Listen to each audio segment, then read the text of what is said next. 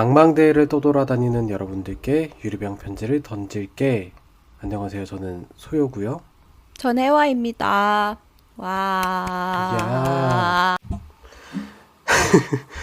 어, 저희가 원래 저번에 했던 파묘랑 이 조커를 같은 날 녹음을 하려고 했는데 그때 이제 막 갑자기 날씨가 어두워지면서 두 사람의 컨디션이 급 다운되는 바람에 녹음을 좀 미루게 돼서 2주 만에 다시 만나게 됐습니다. 그래서 이제 이번 영화는 여러분들 보고 들어오셨으니까 아시겠지만 2019년에 개봉했던 조커에 대한 이야기인데요.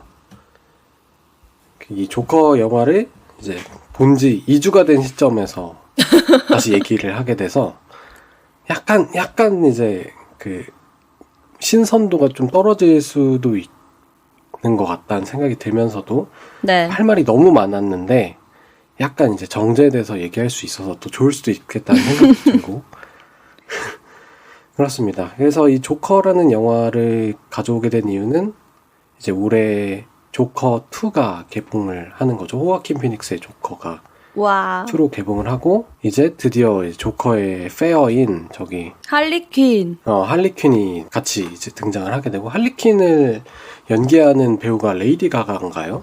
네, 맞아요. 그래서 엄청 사람들이 이제 기대를 많이 하고 있는 작품이기도 해서 저희가 약간 발빠르게 좀 많이 빨랐나요? 호다닥. 발빠르게 영화를 다뤄보려고 하고 있습니다. 그러면 이제 영화 얘기하기 좀 전에 또 이제 2주간의 근황 얘기를 한번 해볼까요? 네. 일단 저부터 얘기를 하자면은 재밌는 일이 있었죠? 재밌는 일. 그때 저번에 소유가 근황 얘기를 할 때 이제 후쿠오카 비행기를 예매했다고 했는데 그로부터 며칠 뒤 저와 제 친구들도 후쿠오카 비행기를 끊었다는 사실. 근데 그게 그 소유의 영향만 있던 건 아니고 그냥 갑자기 약간 여행 쿨타임이 차가지고 친구들이랑 얘기를 하다가 국내 여행 얘기를 좀 하다가 약간 일본 가고 싶은데 이랬다가 그래서 도쿄를 가볼까 하다가 그 친구랑 저랑 약간 취미가 맞는 게 있어요. 좀 귀여운 것들 모으는 걸 좋아하는 취미가 있어서 그렇다면 후쿠오카지 이러는 거예요, 친구가. 그래가지고 저도 후쿠오카 비행기를 냅다 그 다음날 끊어버리고 말았다. 심지어 저보다 한 3주 일찍 가더라고요. 제가 먼저 갑니다. 네, 그래서 되게 재밌는 일이 있었습니다. 근데 저 궁금한 게, 응? 전 후쿠오카, 도쿄 가려고 했다가 후쿠오카로 생각을 바꿨다라고 했을 때 저는 그냥 굳이 도쿄를 갈 돈이면 후쿠오카라고 생각할 줄 알았는데, 응. 귀여운 것은 후쿠오카가 더 스페셜리티가 있다라는 거는 뭐 처음 알았는데, 어떤 그런 장소? 아니면 뭐 캐릭터들이 있는 건가요? 저도 특별히 뭘 알고 그런 건 아니고요. 그 뭐지? 그거 후쿠오카지라고 했다기보다는 그걸 하기 위해서 일본에 가는 거라면 후쿠오카도 좋지라는 이런 얘기였어요.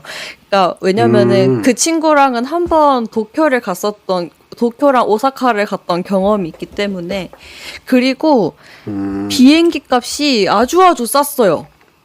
왕복 20만 원. 맞아요. 20에서 싸게 구하면 18만 원부터 있고 20만 원이면 충분히 갈 수 있죠. 그래서 있더라고요, 아주 저도. 충동적으로 결제를 갈겨버렸다라고 할 수 있겠습니다. 결제는 이제 긁을 때보다 갈길 때 조금 더 기분이 좋긴 하죠. 갈겼죠. 갈길 때 더 기분이 좋더라고요. 저도 비행기표는 전 한 24~25만 원 정도를 썼는데, 그러니까 18만 원, 20만 원짜리 표가 있긴 했어요. 있는데 저는 이제 조금 좀 여유롭게 인천공항이 되게 바쁘잖아요. 그렇죠. 되게 넓고 그러니까 조금 여유롭게 가서 여유롭게 일본에 도착하고 또 한국으로 돌아올 때도 좀 여유롭게 와서 또 너무 바쁘지 않게 집으로 돌아오고 싶어서 좀 이렇게 좋은 시간대를 고르다 보니까 또 대한항공이 이더라고요. 그래서 조금 더 비싸게 구매한 건 있습니다. 아니 근데 혼자 가니까 그런 게 좀 자유롭기는 하겠다. 시간 정하고 이런 거. 그러니까 뭐가 생각이 났을 때 의견을 조율할 필요가 없죠. 그니까. 뭐 어제의 소요와 오늘의 소요가 의견을 조율할 필요는 없죠 이제. 그래서 저는 그래서 계획을 아예 안 짜고 있어요. 그냥 안 짜고 있었어요. 아무것도. 왜냐면 한 달도 넘게 남았잖아요. 그래서 안 짜고 있는데 혜화가 막 이제 할 건데 막 공유를 좀 하자. 뭐 이렇게 얘기하니까 뭔가 해야 될 것 같은 거야. 정보 공유를 좀 하자. 이래가지고 해야 될 것 같아가지고 저도 한 쉬는 날 오전에 갑자기 이제 막 찾아보기 시작하면서 이제 별표를 막 찍어 놓긴 했죠. 제가 그래서 뽀짝한 문구점 하나를 추천해 줬어요. 맞아요. 그래서 그러니까 저는 원래가 저는 여행 갈 때는 계획을 꼭 세우는 편이고 왜냐면은 이 귀한 시간을 헛되이 보내고 싶지 않은 거예요. 그래서 그쵸. 그것도 그렇고 이제 제가 일본을 지금 거진 한 6년 만에 가는데 게다가 2박 3일이라서 되게 짧단 말이에요. 그래서 더더욱 소중해진 이 시간을 알차게 즐겨보자. 이래가지고 거의 핀을 한 50개를 꽂았어요.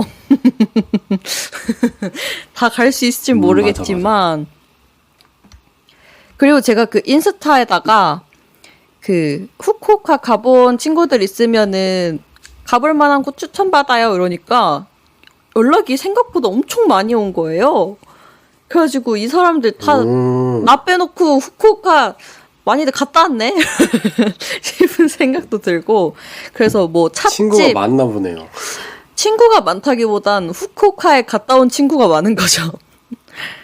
뭐 아무래도 뭐 가깝고 하니까 자주 갔겠죠. 그래서 뭐 찻집이라든지 뭐 맛집이라든지 그런 것들도 좀 추가로 추천을 받아가지고 열심히 메모를 남겨두었습니다. 저도 똑같이 6년만 2018년에 갔으니까 6년 만에 가는 거고 도쿄 오사카는 가봤는데 후쿠오카는 안 가봤거든요.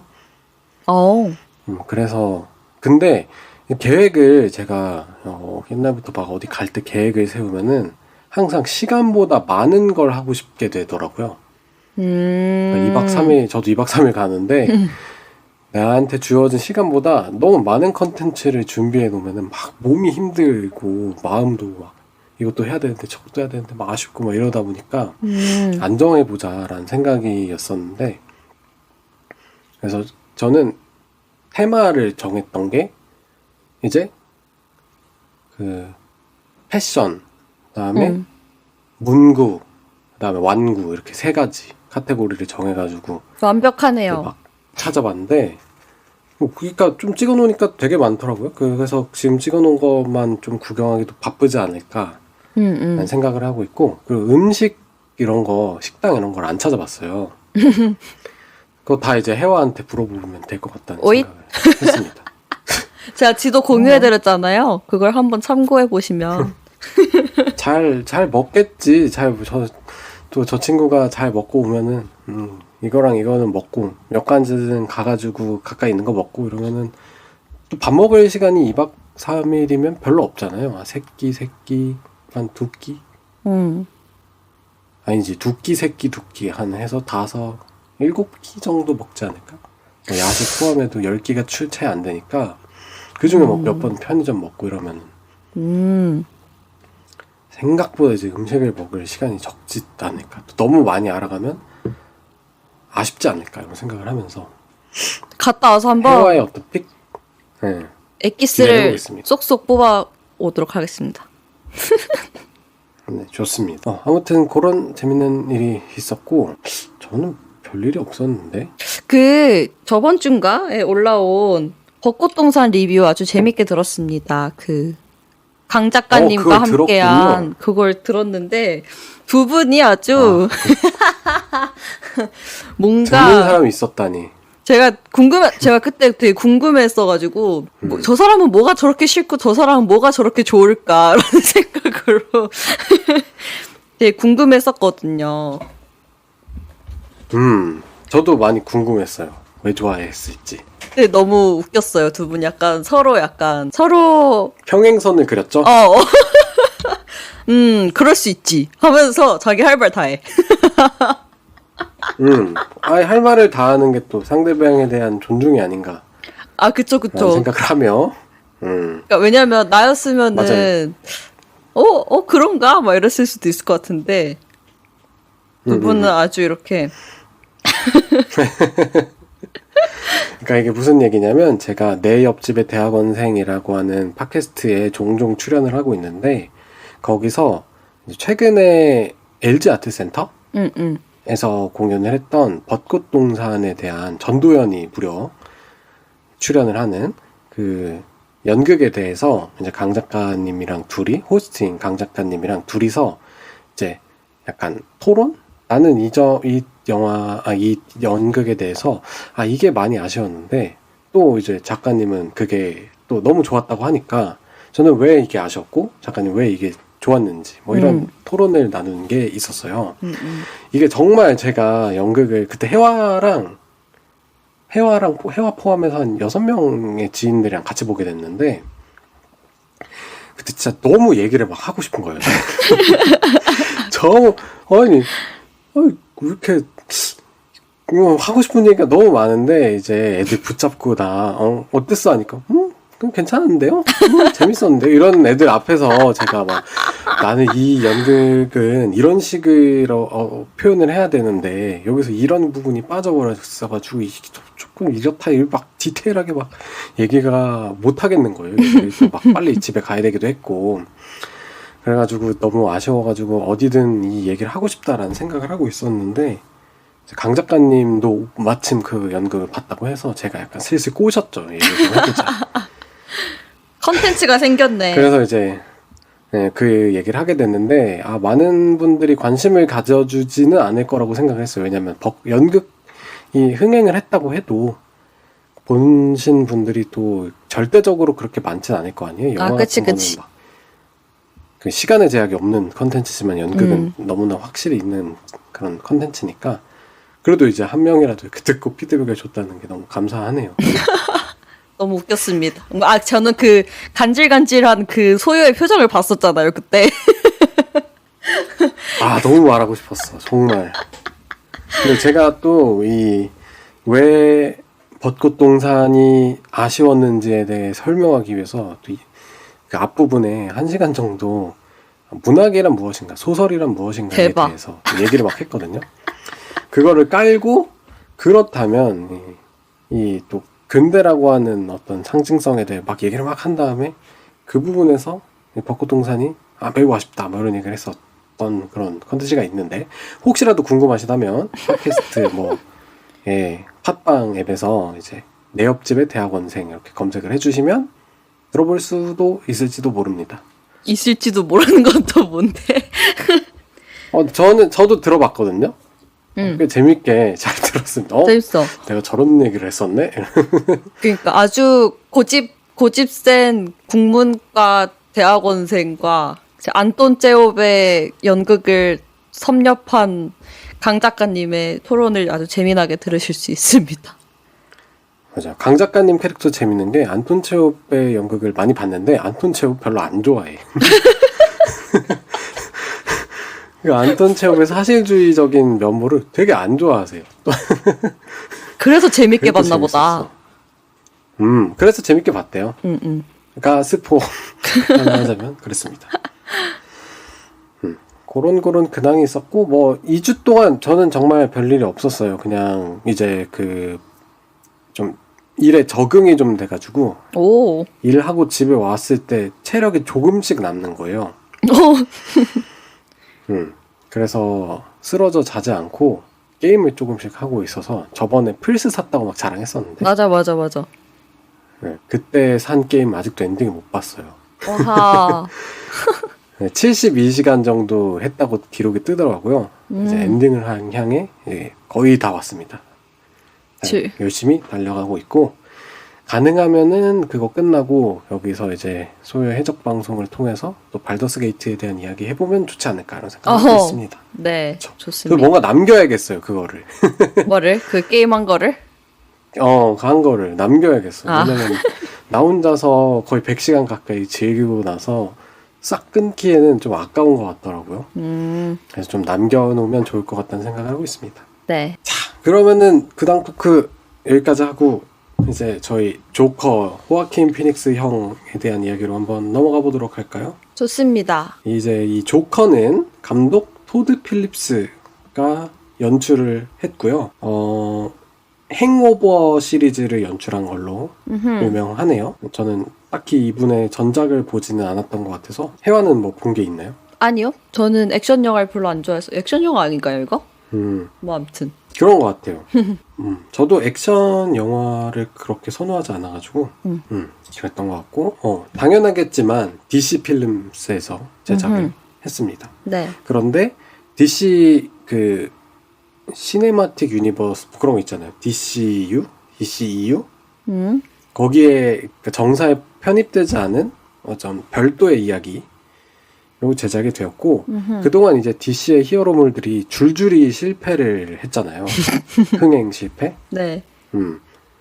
약간 저기 원더우먼 살짝 성공하고 수어사이드 스쿼드 살짝 성공하긴 했지만 전체적으로 약간 우리가 어떤 마블 초창기에 기대했던 그런 영향력에 비해서는 많이 실패를 했었는데 그것과는 별개로 거기에 포함되지 않은 이 조커라는 작품이 굉장히 뜬금없이 나와가지고 뜬금없이 이제 평단과 뭐 대중에게 뭐 두루두루 칭찬을 받은 그런 작품이었지 않나라고 네.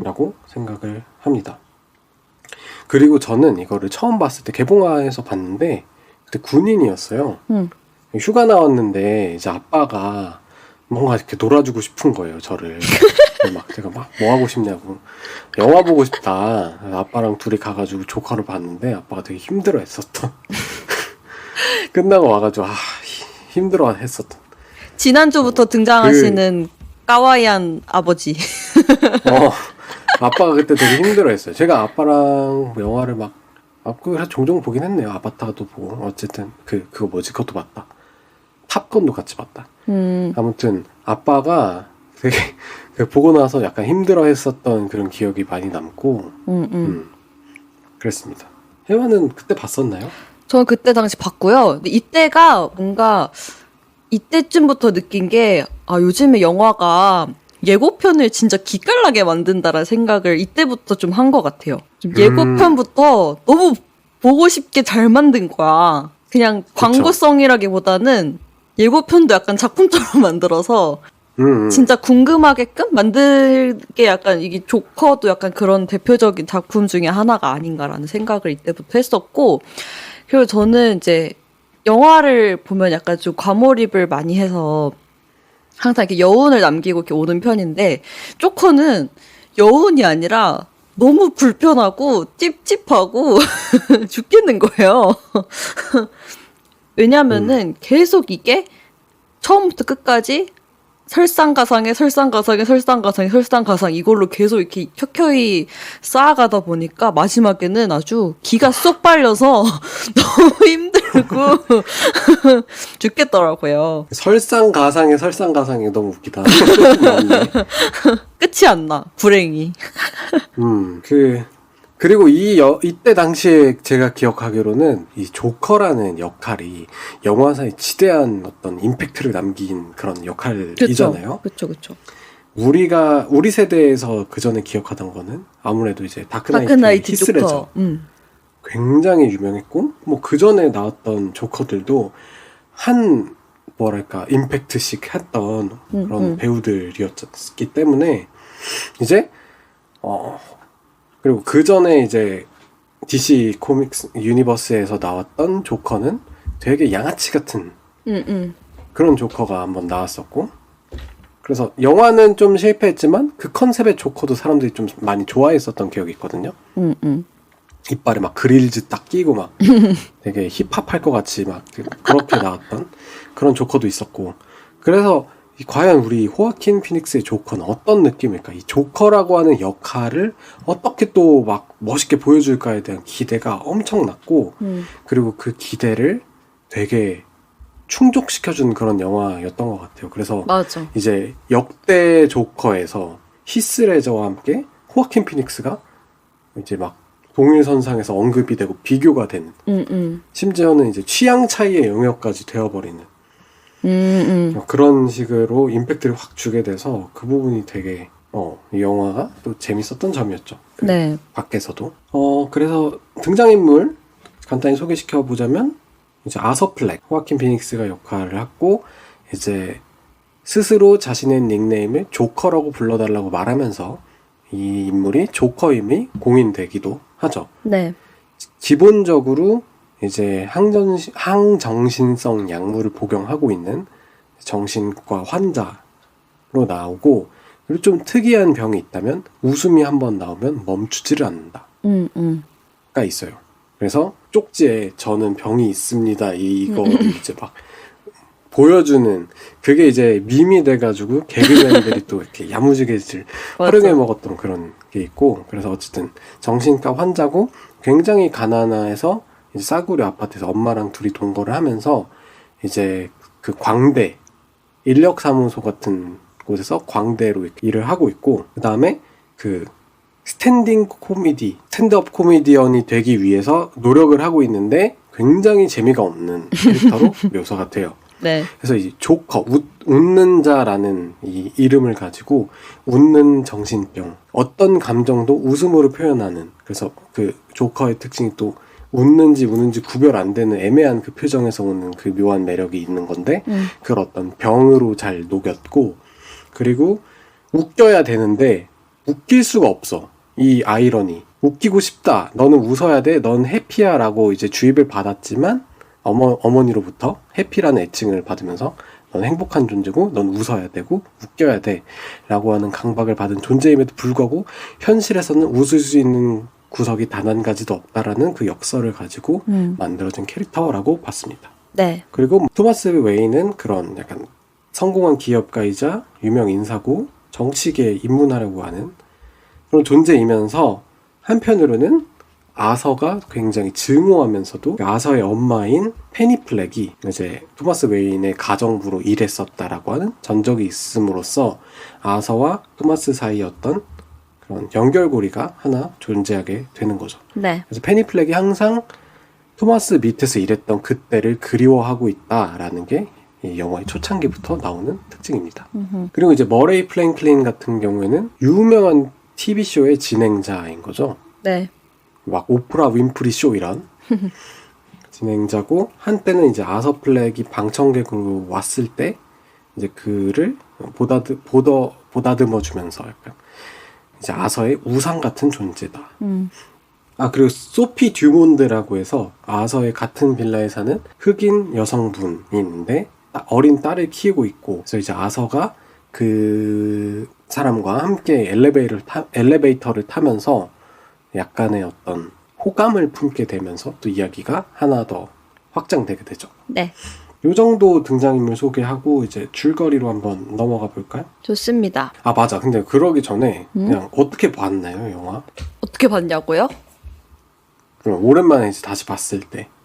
오랜만에 다시 봤을 때 이번에 봤을 때도 똑같더라고요. 똑같이 불편하고 불쾌하고, 그리고 이번에도 내 집에서 봤어서 그런지 그때 극장에서 봤을 때 확실히 좀 주변도 어둡고 그 사운드도 빵빵해서 뭔가 더 음침하고 그런 분위기가 있었는데, 뭔가 집에서 볼 때는 그런 느낌은 조금 덜 했던 것 같기도 하고, 아무튼 그럼에도 불구하고 다시 봤을 때 그때도 불쾌했지만 이번에도 얘 불행은 대체 언제 끝나는 건가? 맞다! 불행이 안 끝났지? 약간 이런 느낌으로 봤던 기억이 있습니다. 저는 일단 너무 가물가물했었기 때문에 이런 영화구나 라면서 얘기하고, 그 약간 어떤 말을 할까를 생각하면서 보잖아요. 스쳐 지나가는 장면이 별로 없어요.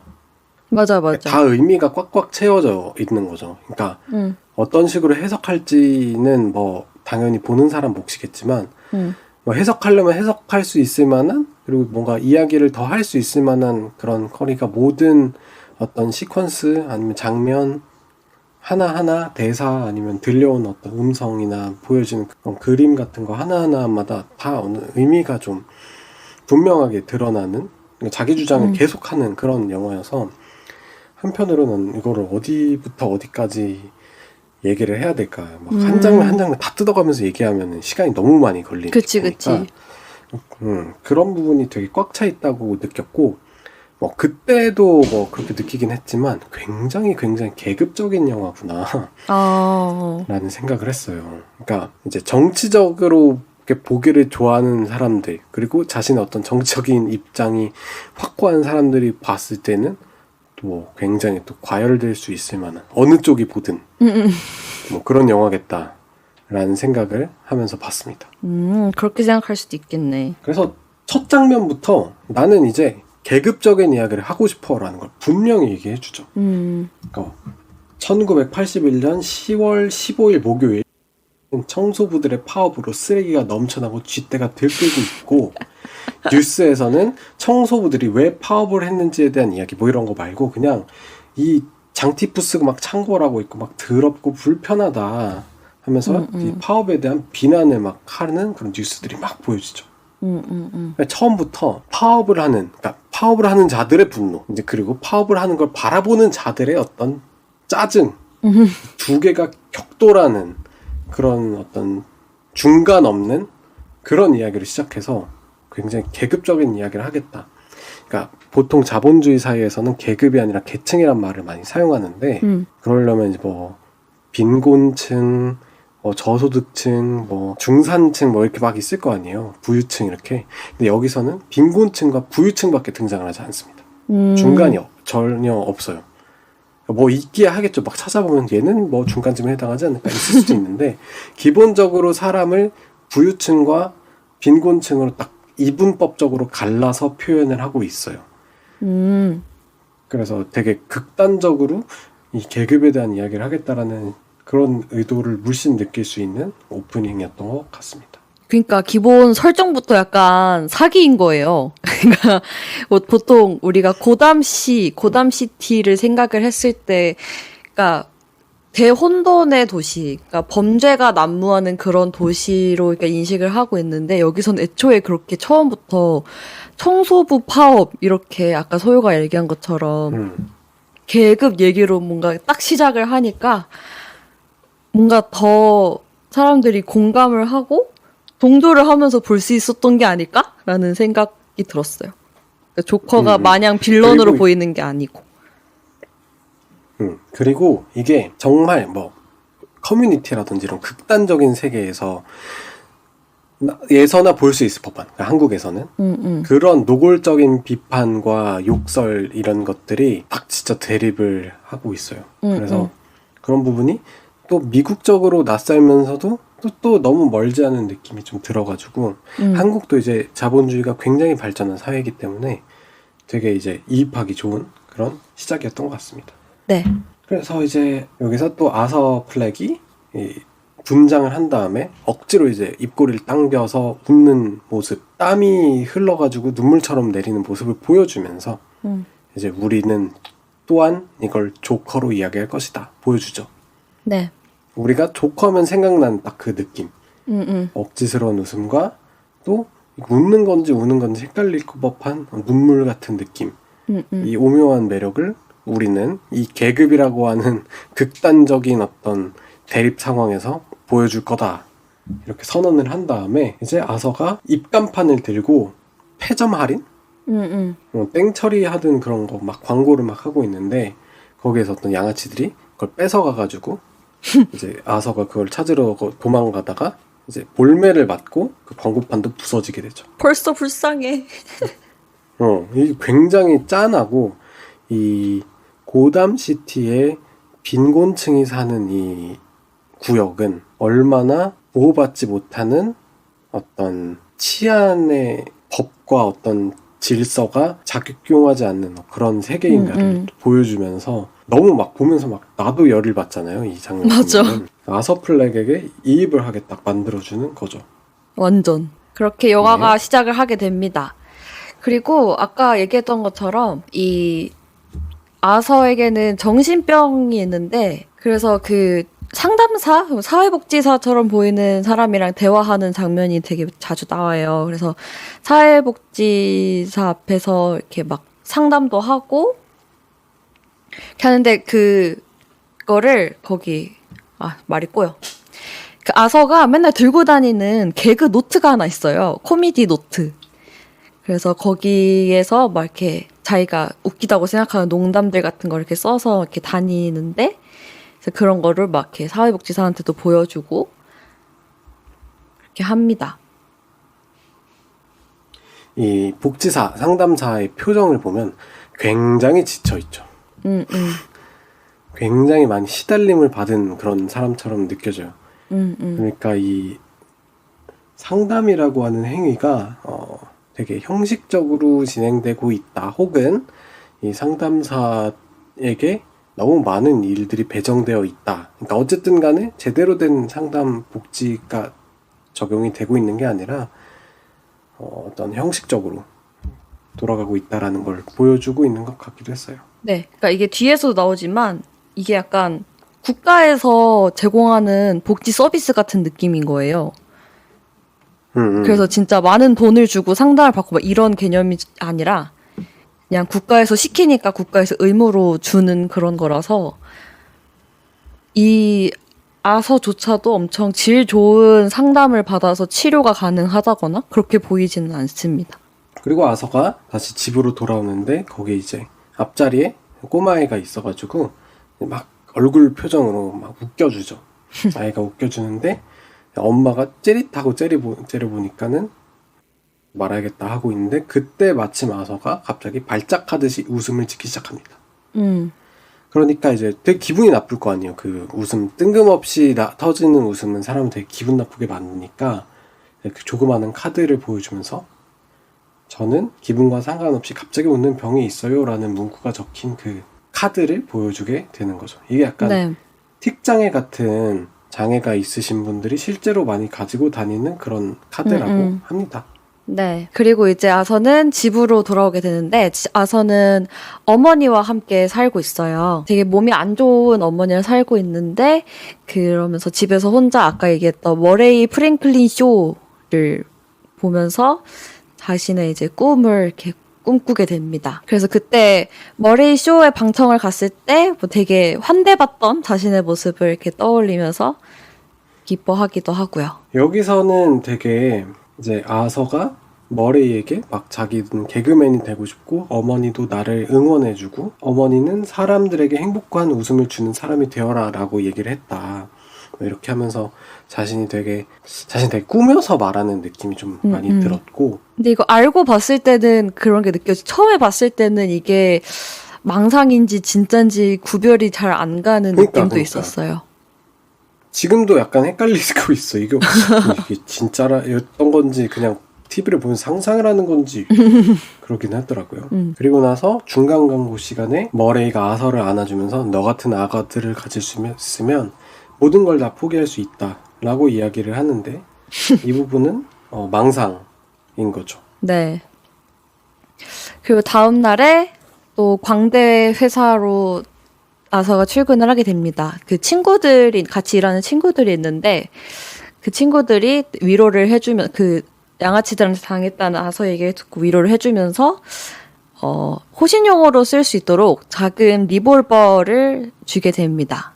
총인 거죠. 사람들한테 괴롭힘 당하니까 약간 좀 챙겨주는 거죠. 네. 그랬는데 여기서 또 짠한 게 그래서 자기가 어제 이렇게 당해서 피켓도 부서지고 없어졌다 했는데 도리어 아서에게 화를 내는 사장. 이것도 너무 슬픈 거야. 너무 현실적이고. 그래서 막 월급 깎겠다 그러고 그 아서가 막 자기 강도당했다 했는데 믿어주지도 않고 엄청나게 무시하는 장면이 나옵니다. 그리고 나서 이제 골목길에 쓰레기 더미를 막 발로 차는 장면이 나오는데 이때 뭔가 그 분노가 확 보였어요. 약간 역광에서 실루엣만 보이는 모습으로 그 약간 기괴하게 큰 마른 몸에 비해 되게 큰 부츠? 구두? 이런 걸 신고 막 발로 차고 있는 모습이 여기서 되게 조커 같다. 당연히 조커니까 조커 같겠지만 그걸 부분이 확 느껴지는 장면이었고 그러니까 조커의 웃음에 뭐 다양한 감정이 섞여 들어가는 게 많은데 뭐 울음, 뭐 슬픔 뭐 이런 거 있겠지만 웃을 때 되게 분노가 많이 느껴진다고 해야 되나? 울분 막 속에 가득한 그 분노가 웃음으로 새어나오는 것 같은 느낌을 많이 받았는데 여기서는 그 분노의 어떤 날것을 한번 보여주는 거죠. 네. 그런 고역을 당한 우리 아서는 퇴근을 하고 다시 집으로 갔는데 거기 엘리베이터에서 같은 층에 사는 소피가 딸을 데리고 엘리베이터에 급하게 들어오는데 그때 아서와 같이 타게 됩니다. 그러면서 아서가 이렇게 약간 시그니처 포즈처럼 뭔가 이렇게 손가락으로 건총 모양을 해서 관자놀이 이렇게 퓨 하는 포즈를 취하는데 뭔가 그 포즈를 보고 아서가 약간 그린라이트 평 이런 느낌이었어요. 근데 그걸 또 이제 소피가 같이 이렇게 따라해 주는 것처럼 나오거든요. 그래서 약간 둘의 썸이 시작이 되나라는 생각이 들었습니다. 그래서 이제 아서가 자기 집으로 돌아오니까 이제 페니플렉이 항상 그렇듯이 뭐 편지 얘기를 하죠. 편지가 왔냐, 저기 토마스 웨인으로부터 편지가 왔냐, 그러니까 당연히 안 왔으니까 안 왔다고 얘기를 하는 걸 보면서 이제 루틴처럼 그 편지를 기다리고 있다는 걸 알게 되고 엄마한테 왜 편지가 그렇게 중요하냐라고 하니까 토마스가 이 상황을 알면 안타까워서 도움을 줄 거다라고 얘기하니까 이제 그 아서는 이런 거에 대한 기대가 없으니까 걱정하지 마. 내가 코미디언이 돼서 엄마 아주 꽃길만 걷게 해줄게. 이렇게 하니까 엄마가 코미디언은 웃겨야 되잖아. 라고 하니까 이제 아서가 꿀먹은 벙어리가 되는 거죠. 그러면서 약간 TV를 보면서 막 총을 막 이리저리 막 겨누면서 혼자 미아밤에 막 춤추면서 쇼를 하다가 총을 한 발 쏘게 돼요. 팡! 그래서 황급히 TV 소리를 막 키우면서 엄마한테 전쟁 영화를 보고 있다고 거짓말을 치고 있는 거죠. 네. 그래서 아까 전에 그 엘리베이터에서 만난 소피를 좋아하게 된 아서는 소피의 출근길을 미행을 하다가 어떤 한 펍에 들러서 스탠드업 코미디를 관람을 하게 됩니다. 근데 약간 웃음 포인트가 좀 이상해요. 뭔가 재미없는 포인트에서 혼자 웃고 되게 기괴한 웃음소리로 웃습니다. 그리고 막 노트에 약간 그 있잖아요. 약간 글로 배운 코미디처럼 사람을 웃기기 위해선 관객과 눈을 맞춰라. 야한 농담은 언제나 재밌다. 뭐 이런 거를 메모를 하고 이렇게 뭐 관객들이 즐거워하는 포인트들을 막 이렇게 글로 적어둡니다. 이걸 보면서 약간 왜 웃는 거에 집착을 할까? 웃기는 거에 집착을 할까? 그러니까 본인이 기본적으로 사람들을 웃기는 일에 그다지 흥미가 없어요. 그리고 본인의 삶에 웃음도 별로 없고 웃겨야 되는 이유라고 하면은 이제 엄마가 나를 해피라고 부른다 이 정도. 그리고 이제 나는 사람들에게 웃음을 줄 거다라고 했던 그러니까 옛날에 엄마가 그랬다고 했다더라. 그러니까 그 작품 내에서 페니가 직접적으로 그런 얘기를 하지 않거든요. 그래서 그거밖에 없기 때문에 이 웃음이라는 것에 대한 어떤 기형적인 집착과 반대로 그것을 되게 별로 또 관심 없어하는 듯한 느낌. 그래서 그러니까 조커라고 하는 어떤 존재가 되기 위해서 약간 억지로 막 계속 웃기려고 하는 듯한 그런 불편한 포인트들이 느껴져서 이 영화를 되게 이제 보는 사람도 약간 그런 장면이었던 것 같아요. 네. 그래서 그날 밤에 소피가 아서의 집에 와서 오늘 자기를 미행하지 않았냐 하면서 추궁을 하는데 아서가 뭔가 되게 쎄한 농담을 하는 거예요. 그러니까 소피가 은행원인데 뭐 왜 이렇게 막 와요 이랬는데 저 총 있는데 막 이런 식으로 약간 광도처럼 얘기를 하면서 약간 쎄한 농담을 하는데 여기에 소피가 재밌다고 웃는 거예요. 그래가지고 전 처음에 이 영화 봤을 때는 이런 농담이 통한다고? 약간 이런 생각을 제일 먼저 했었는데 아무튼 그렇게 해서 아서는 소피의 호감을 사게 됩니다. 호감을 사고 이제 소피한테 자신의 스탠디업 코미디를 한번 보러 와라 이렇게 얘기를 하는 장면이 등장을 하죠. 네. 그리고 다시 병원으로. 그래서 다음날 아서는 병원에서 어린이 환자들을 대상으로 광대 공연을 하는데 이렇게 막 율동을 하다가 실수로 그 진짜 총을 주머니에서 떨어뜨린 거예요. 그래가지고 뭐 애들이 총이다 이렇게 하니까 약간 조용 이렇게 했는데 같이 있던 간호사들은 그걸 봐버린 거죠. 그래서 그 광대 사무소에 컴플레인을 제기하게 됩니다. 그러고 그래서 와서 이제 전화로 네. 전화로 공중전화 박스에서 이제 고용 파견 사무실장인 호이트가 이제 왜 총 들고 다니냐고 그러면서 막 뭐라 하면서 그 아선 이거 소품이었다고 계속 거짓말을 치는데 안 믿는 거죠. 그리고 그 총을 줬던 랜들이 그랬는데 너가 38구경 권총을 사려고 했다면서 이렇게 얘기를 하는 거죠. 그래서 뭐 지가 줘놓고서 그러면서 이제 아서가 약간 또 화가 나게 되는 거죠. 그리고 이제 아서는 그대로 해고 통보를 받고 이제 화가 난 상태에서 이제 화장도 지우지 못한 상태로, 그러니까 이 광대 조커인 상태로 이제 지하철에 타게 됩니다. 네. 근데 이제 지하철에 타가지고 앉아 있는데 그 미국 지하철에 대한 악명이 좀 있잖아요. 되게 지저분하고 음산하고 무섭고 약간 그런 느낌 그대로 지하철이 막 되게 막 난잡스럽게 막 낙서가 막 난리가 되어 있는 그 지하철에 딱 타 있는데 그 지하철 맞은편에 근처에 이제 맞은편에 여자 한 명 있고 그 다음에 저쪽 칸에 또 여자 한 명 앉아 있고 그 앞에 술 취한 양복쟁이 남자 3명이 이렇게 서 있다가 앉아 있다가 막 그러고 있는데 이제 그 정장 양복쟁이 3명이 한 여자한테 감자튀김 막 던지고 하면서 계속 성희롱을 하는 거죠. 그래서 여성이 약간 곤란해하고 있는데 그때 마침 아서의 웃음 발작이 시작이 됩니다. 네. 아서가 웃을 때가 언제인지를 보면 되게 슬프거나 비참하거나 아니면 분노가 생겼을 때 웃는 그런 패턴이 있는 걸 보면 이때 뭔가 그 괴롭힘 당하는 사람 그런 걸 보면서 어떤 자신의 어떤 무력함 이런 것들이 또 느껴지지 않았을까. 오. 그런 추측을 할 수 있고 그래서 이제 웃고 있으니까 이제 그 양복쟁이들의 어떤 시비의 대상이 앞에 있던 그 여성에서 아서로 넘어오게 되는 거죠. 네. 그러면서 아서를 막 괴롭히고 그래서 이제 아서의 막 가방을 뺏어가지고 막 때리고 막 폭행을 하고 이렇게 하니까 결국 아서가 이제 생명의 위협을 느꼈는지 뭐 어땠는지 그 상황에서 이제 리볼버를 뽑아가지고 2명을 바로 즉사시키죠. 리얼 빌런이 되어버렸다. 그리고 이제 막 도망치고 있는 다른 한 명을 계속 추격해가지고 가다가 한 명이 내려요. 그 사람이 내려가지고 따라가가지고 총을 쏘고 쓰러진 그 사람 위로 마지막으로 한 발을 더 쏴서 확인 사살을 하죠.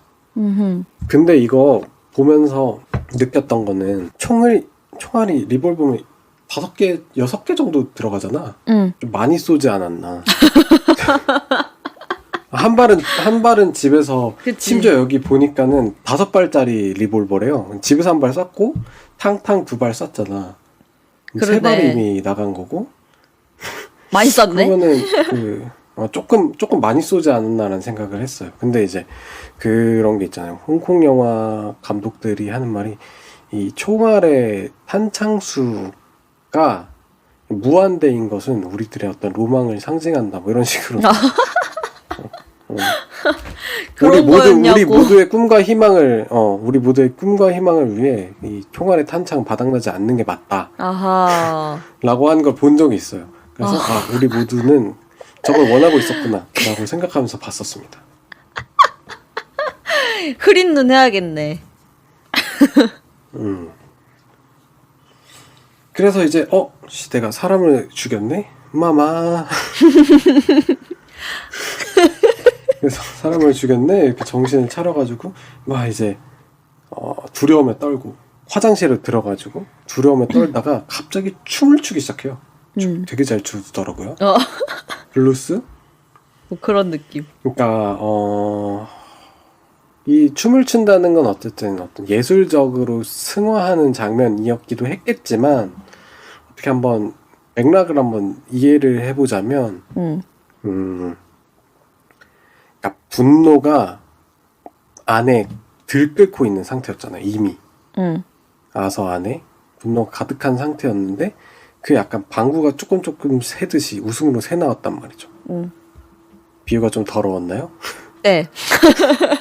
네, 그랬는데 여기서 한번 제대로 그 분노가 어떤 브레이크 장치 없이 막 표출이 된 상태인 거죠. 탕탕탕 이러면서 그 총을 쏠 때 느껴지는 그런 쾌감도 분명히 있었을 거고 총이라는 게 발사될 때 나오는 격발음이라든지 뭐 그리고 나를 괴롭히던 대상에게 통쾌한 복수를 했다라고 하는 어떤 그런 어떤 정신적인 면까지 그러니까 죄책감을 이 막 밀려오는 것도 잠시 내 안에서 표출됐던 어떤 그 분노가 주는 그 다시 리액션? 역치의 쾌감이 탁 느껴지면서 그게 어떤 해방감처럼 이제 춤으로 표현된 게 아닐까? 라고 생각을 했습니다. 그러니까 얘한테 처음에 사실 그래서 얘가 가지고 있던 무력감이 이제 총으로부터 좀 해소가 되었던 게 아닐까라는 생각도 들고. 근데 처음 이거 이제 다시 보다가 이 장면 나왔을 때 갑자기 춤을 추는 건 또 뭐라고 얘기를 해야 되지? 생각하다가 별로 어렵지 않게 뭐 이런 거지 않을까라는 생각이 들었습니다. 네. 그리고 이제 소피의 집으로 찾아가가지고 문 열리자마자 바로 키갈하고 키갈 화면이 암전이 되죠. 네. 그래서 다음 날 그 해고를 당한 우리의 아서는 남은 짐을 정리하러 다시 회사에 들렀는데 동료들이 왜 병원에 총을 들고 갔냐 이러면서 약간 비난과 조롱이 섞인 질문들을 했더니 그 총을 줬던 쟤한테 물어봐 이러면서 쏘아붙입니다.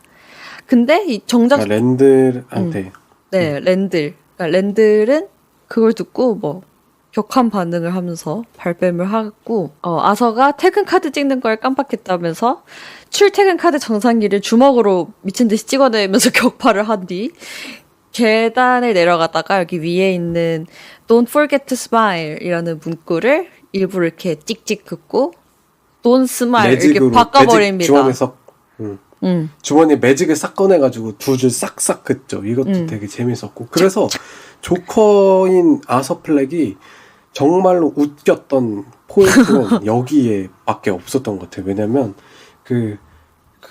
카드 정상기 이렇게 격파할 때도 이제 펀치아웃이 퇴근 카드를 찍던데 이게 때려서 웃기다 펀치아웃 하면서 팍 때리고 그다음에 Don't forget to smile을 Don't smile로 이렇게 바꿔버리는 이게 여기가 되게 코미디스럽잖아요.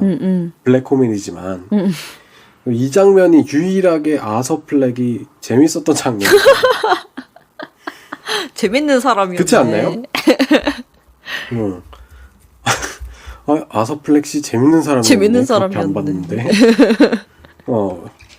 이런 이 포인트였던 것 같아요. 왜냐면 그 다음에 하는 코미디들은 말이 코미디고 코미디의 형식을 빌린 것처럼 보지만 낙낙 이렇게 하지만 하나도 안 웃기거든요. 웃기라고 한 소리도 아니야. 심지어 웃길 의지조차 없어. 맞아. 여기서는 되게 유쾌했다. 네. 그래서 되게 기억에 남는 장면이었어요. 네. 한편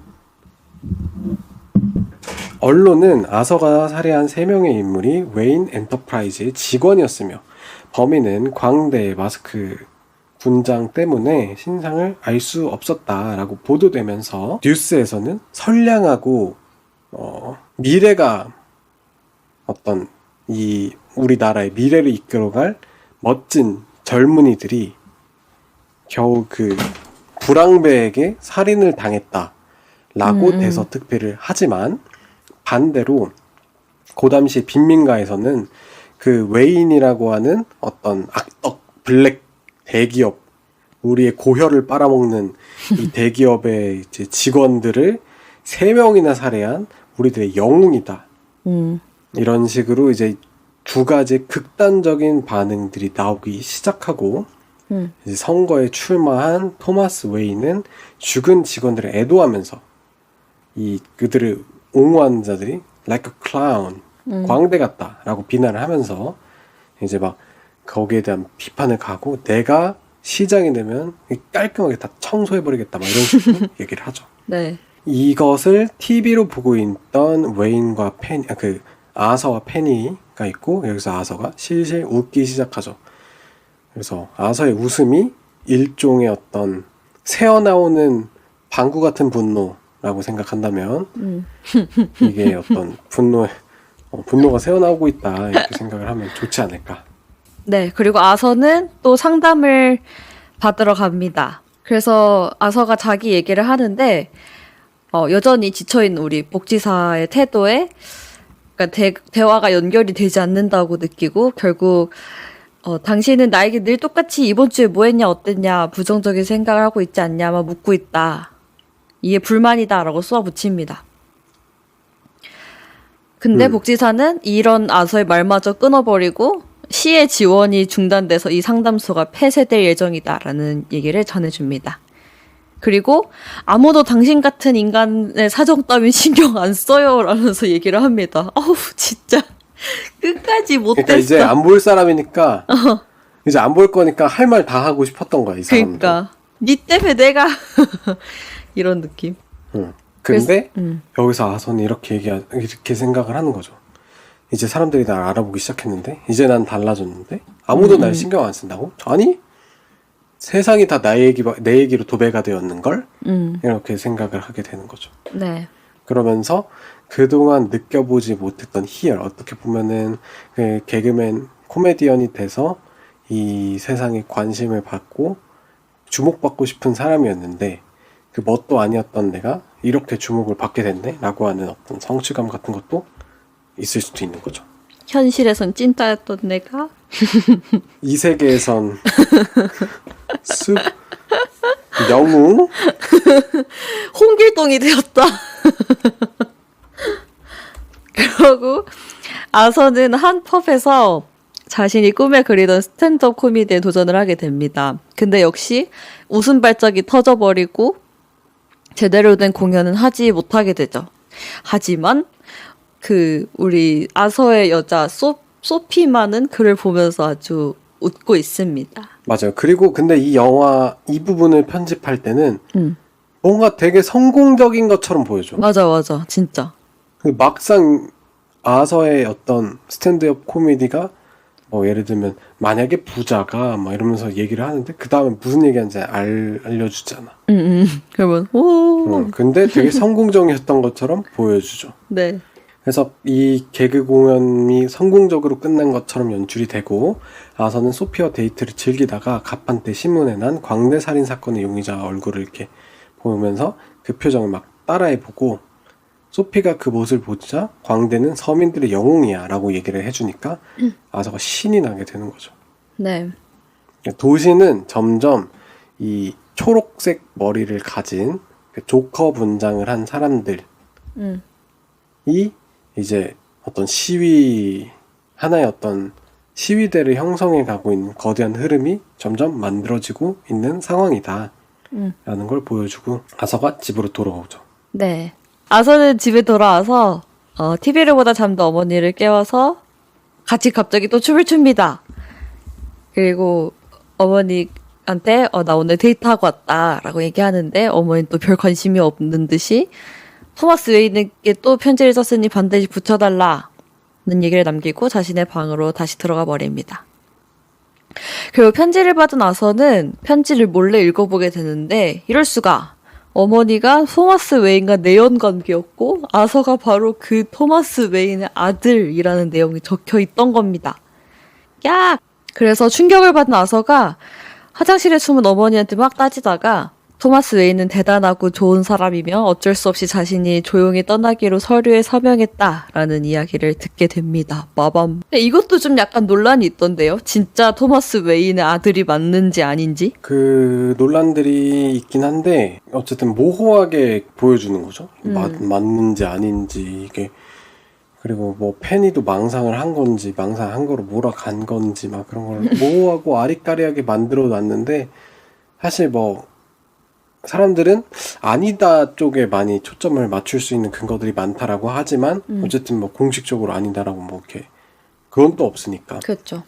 추측만 할 수 있는 그런 부분인 것 같아요. 이렇게 아서는 자신의 출생의 비밀을 알게 되고 기차를 타고 토마스 웨인의 저택에 찾아갑니다. 그리고 이제 정원에 있던 브루스 웨인, 그러니까 애기 어린 브루스 웨인과 마주친 아서는 갑자기 앞에서 지팡이 마술을 이렇게 보여주면서 막 이렇게 재미를 주지만 거기 웨인가의 집사가 황급히 다가와서 또 저지를 하게 됩니다. 그리고 자기가 페니 플렉의 아들이라고 말하면서 토마스 웨인을 보러 왔다고 하는데 그 집사가 그 이름을 듣고는 당신 어머니는 망상 장애가 있었다. 꺼져! 라고 얘기합니다. 알프레드와 브루스 웨인은 저기 브루스 웨인 배트맨이 되는 거죠. 그리고 알프레드는 이제 배트맨의 어떤 조수? 네. 약간 이런 느낌으로 나오게 되니까 이제 이 배트맨 세계관을 알고 있는 사람에게는 굉장히 또 반가울 수 있을 만한 그런 장면인 것 같고 그렇죠. 둘이 어쩌면 형제였을지도 모른다. 이런 것. 그리고 배트맨은 어쨌든 상대선, 조커는 절대 악 이런 느낌이잖아요. 네. 그래서 그 둘이 사실은 하나의 뿌리에서 발생됐을지도 이런 완전 소름. 그런 어떤 양가적인 모습을 보여주는 것 같기도 하면서 한쪽은 버려진 존재, 빈민가로 버려진 존재, 어머니가 있지만 어머니로부터 사랑받지 못하고 있는 존재. 반대로 브루스 웨인은 엄마와 아빠가 모두 죽었지만 그럼에도 불구하고 부유한, 세상에서 가장 부유한 어떤 그런 환경에서 집사의 어떤 보살핌을 받고 훌륭한 아버지가 있었다라고 하는 어떤 주변 사람들의 어떤 찬사까지 받아가면서 자라는 존재. 이 둘의 어떤 환경이 완전 극과 극에 있지 않을까라고 하는 어떤 상상을 하게 만드는 그런 장면이었다고 볼 수 있을 것 같아요. 지금 보니까 차라리 형제였으면 좋겠다. 뭔가 좀 더 비참하잖아. 근데 사실 근거들은 형제가 아니다 쪽에 좀 더 있는 것 같더라고요. 좀 찾아보니까. 맞아. 저도 사실 영화를 보고 나서는 아닐 거란 생각이 들었는데 막상 또 지금 얘기해보니까 형제였어도 재밌었겠다라는 생각도 드네요. 너무 디즈니적인 생각인가? 하하. 개인적으로 이제 어쨌든 관객으로서 보자면 좀 그게 더 재밌죠. 그러니까 어쨌든 망상을 가지고 있는 어떤 두 모녀의 이야기, 그러니까 그 사람을 망상적인 존재로 만들어버린, 불안에 떨고 있는 존재로 만들어버린 어떤 환경적인 요인에 좀 더 집중하게 만드는 게 좀 더 재밌지 않나? 라는 생각을 했습니다. 그러려면 이제 토마스 웨인의 아들이 아서 플렉이 돼야 되는 것도 맞는 것 같아요. 그렇습니다. 그래서 이거를 어쨌든 해석은 해석한 사람들의 마음이니까 우리는 아마 그쪽에 한번 초점을 맞춰 보자고요. 네네. 자, 그래서 돌아오는 길에 아서는 집에서 어머니가 실려 나오는 걸 목격하게 됩니다. 그래서 이제 어머니가 이제 병원에서 삑삑 소리를 이렇게 내면서 쓰러져 있는 걸 보면서 이제 잠깐 나와서 담배를 피우고 있는데 이제 형사가 나타나는 거죠. 형사 2명이 나타나서 아니 당신을 찾으러 당신 집에 갔는데 어머니가 있었다. 근데 어머니가 갑자기 발작을 일으키다가 넘어져 머리를 부딪혔다 라고 얘기를 하면서 내가 당신을 찾아갔던 이유는 지하철 살인사건과 관련해서 너가 병원에 총기를 가지고 있다가 들켰고 그 근처에 있지 않았느냐. 그러니까 너는 우리 용의선상에 있었다. 뭐 있니 알리바이를 대라 라고 얘기하니까 그냥 공연 소품이다. 진짜 총 아니다. 라고 얘기를 하는 거죠. 네. 그러고 이제 도망가게 됩니다. 그러니까 이제 아서에게는 나는 영웅이야. 한편 이제 난 또 잡힐 수도 있어 라고 하는 위기감도 동시에 존재하는 거죠. 네. 그리고 약간 그 위기가 주는 스릴이 또 있을 수도 있을 것 같기도 하고. 자, 그래서 병원에서 어머니를 간호하는 동안 또 TV에 머레이 쇼가 나오는데 네. 여기서 아주 중요한 장면이 나옵니다. 마밤. 머레이는 이렇게 말합니다. 여기 고담시에 포고 코미디 클럽에서 한 영상을 입수했는데요. 계속 웃기만 하면 어찌 됐든 여러분도 웃을 거라 생각하는 남자가 있습니다. 이 조커를 보시죠. 조커. 조커. 이 조커라는 단어가 영상에서 딱 오프닝 한번 뜨고 그 다음으로 첫 번째로 등장하는 장면인 거죠. 아서가 보니까 아서인 거예요. 내가 코미디 클럽에서 전 어렸을 때 학교 가는 게 싫었어요. 하지만 어머니께서는 늘 말씀하셨죠. 싫어도 좋아해야 해. 그래야 언젠간 밥벌이를 하지. 아니요 엄마, 전 코미디언이 될 거예요. 병실에서 TV를 보던 아서는 웃고 있지만 머레이와 어떤 사람들은 이게 뭐야? 하면서 머레이가 어머니 말씀을 들었어야죠. 공부나 열심히 해라. 하나 더 봅시다. 그러니까 웃기는 게 제가 어렸을 때 주위 사람들에게 코미디언이 될 거라고 하니까 다 웃더라고요. 하지만 이제는 아무도 웃지 않더라고요. 두둥탁.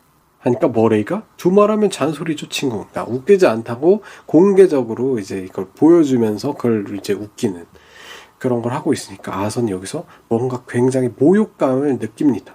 아니 머레이는 내 우상 같은 존재였는데 얘가 나를 여기서 이렇게 공개적으로 조리돌림을 하고 있네. 근데 지금의 나는 참지 않지. 참지 않지. 새는 방구로 만족할 수 없지. 그놈의 방구. 아서는 여기서 웃지 않습니다. 웃지 않고 분노하죠. 네. 이렇게 이제 일단 이 조롱거리가 된 아서는 인상을 팍 쓰면서 집으로 돌아와서 이제 그 TV를 켜고 이제 잠 못 이루는 자신을 진정하려고 하는데 여기서 엉망이 된 도시에서 모두가 광대 분장을 하고 분노를 하는 시민들과 또 한편에는 선거 유세에 나온 토마스 웨인 이 둘의 대립하는 것을 보고 있습니다.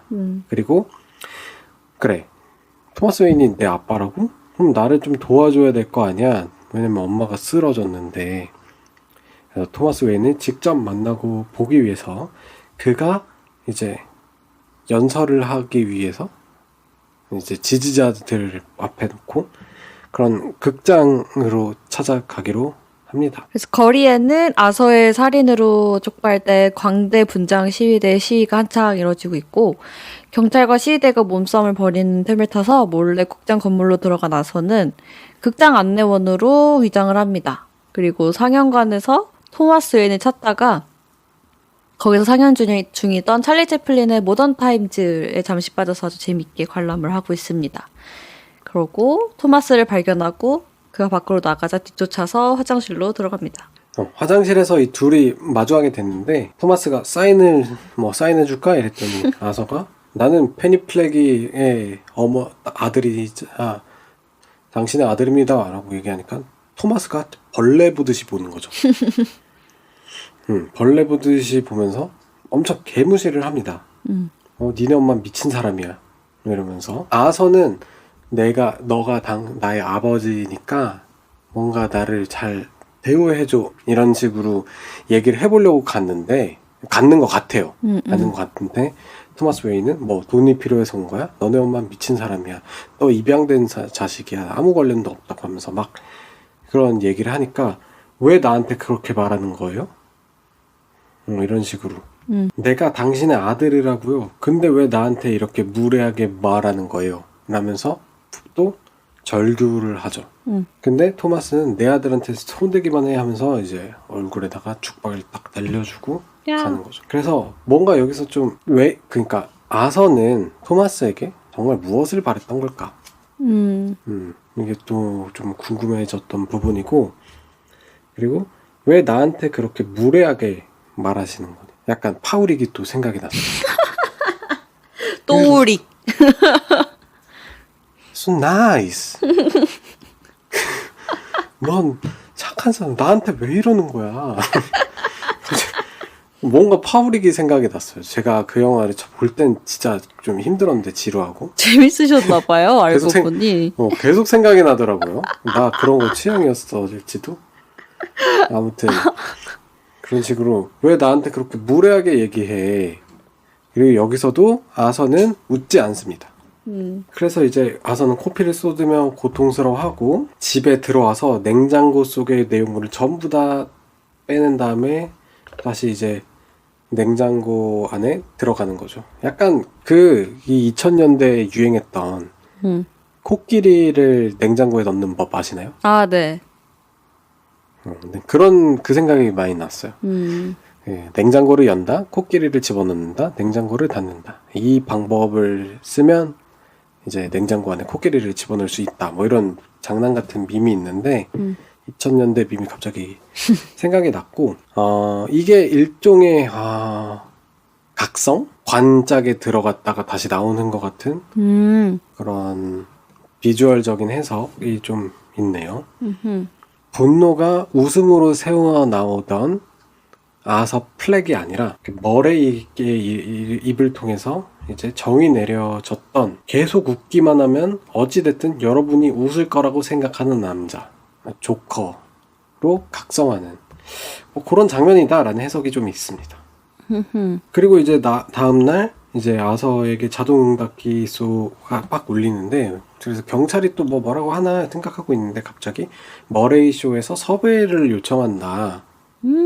라는 이제 그 소리가 들려서 한번 가보죠 뭐 까짓 거 뭐 가보는 거죠 뭐 이렇게 해서 이제 머레이 쇼에 가기로 합니다. 네. 그리고 아서가 토마스 말이 진짠지 아니면 엄마 말이 진짠지 뭐가 진짠지 알기 위해서 아캄 정신병원을 찾아가서 진료 기록을 요청하는데 갑자기 그 뭐 기록 딱 보여주는데 그 이제 기록하는 관계자? 직원 그 사람이랑 뭔가 이제 그 사람이 말을 좀 나이스하게 해주니까 갑자기 자기 얘기를 하는 거죠. 얼마 전에 뭐 사람은 좀 죽였는데 별로 무섭지도 않았어요. 뭐 이런 식으로 갑자기 얘기하니까 갑자기 이제 그 직원이 눈빛 싹 바뀌면서 나라면 이거 좀 치료 받아야 될 것 같다. 저기 무료 서비스 같은 게 있으니까 한번 알아봐라.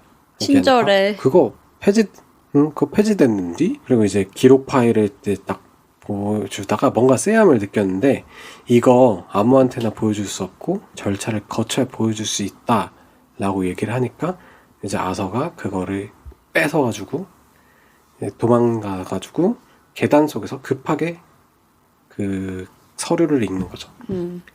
페니 플렉은 망상정신질환, 자기애성 인격장애를 앓고 있으며 아이를 입양했다가 남자친구가 어린 아들을 학대했다는 것을 방관해 결국 라지에이터에 묶인 그 아이가 영양실조에 온몸이 상처투성인 채로 발견됐으며 머리에 큰 상처가 있었다는 내용을 확인하게 됩니다.